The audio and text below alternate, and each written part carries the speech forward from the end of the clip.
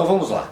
Voltando à questão do polígono de Jarabá. Esse polígono, como eu salientei anteriormente, esses pontos anatômicos de Jarabá, eles formam um polígono, como se fosse a minha face lateral. E ele gira no sentido horário ou no sentido anti-horário. Resumindo, Jarabá é isso.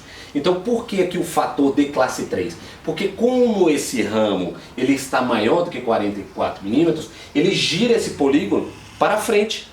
Então a mandíbula vai para frente, gerando um fator de classe 3.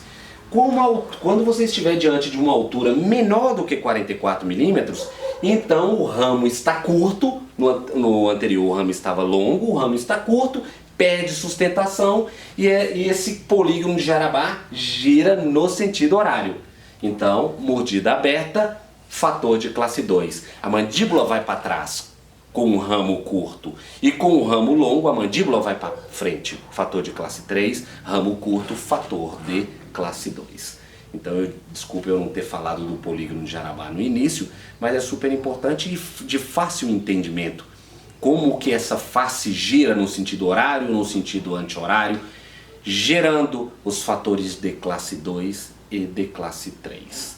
No ramo curto, tendência à mordida aberta, no ramo longo, tendência à mordida profunda. Também facilmente raciocinado. Então essa é a correlação. Sendo assim,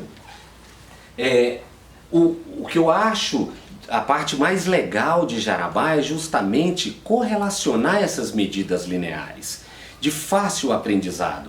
Porque você pegar uma cefalometria e trabalhar com fatores de decoração, ficar decorando pontos, sabemos muito bem que a cefalometria 3D assim não compara com valores da mesma forma que a 2D, e sim compara um lado direito com o esquerdo, é meio que uma evolução, então totalmente linha de raciocínio. A cefalometria 2D deve ser aprendida de uma forma leve, pegando os pontos específicos de cada cefalometria e levando para as maloclusões correlacionadas. Não, volto a dizer, não pegue todas as cefalometrias que você aprendeu para aquela criança que classe 2 ou padrão 2, como queiram, com retrusão de mandíbula. Vá para uma cefalometria específica. Se o paciente é agora um padrão 3, vai para uma McNamara. Faça um planejamento entre base anterior e corpo de mandíbula. Veja o quanto esse paciente tem em relação à idade, o quanto ele tem de corpo mandibular e o quanto vai crescer ainda ano a ano diante das ilustrações que nós passamos aqui da cefalometria de Jarabá. Então, de uma forma simples, é que se tem que colocar na mente e não ficar estudando todas as cefalometrias, decorando principalmente, não é assim. E sim, levando para a sua mente. Cada vez que você fizer um planejamento e levar essas informações para a sua mente, rapidamente você vai pegar uma pasta ortodôntica, uma documentação ortodôntica e vai saber fazer um planejamento, um diagnóstico daquelas crianças, os quais as pessoas têm muita dificuldade hoje em dia. Então, correlacionar base anterior com corpo mandibular e base posterior com ramo é super importante.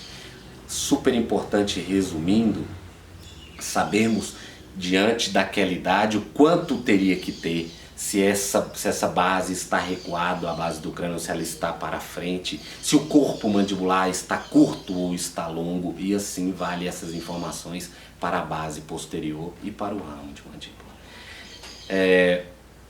Após essa ferramenta de diagnóstico e planejamento, nós vamos entrar na questão dos aparelhos removíveis de ortopedia funcional. Uma pausa aqui para uma informação o qual eu comungo. O mais importante para mim é saber você escanear, é você diagnosticar e fazer um resumo do que você está vendo na face, no esqueleto e por último nos dentes daquela criança, para posteriormente você saber qual aparelho a ser utilizado. Infelizmente, eu observo que os profissionais se preocupam muito com qual aparelho eu devo colocar, antes de se envolver de uma forma facial, esquelética e dentária com aquele tipo de discrepância que está instaurado naquela criança.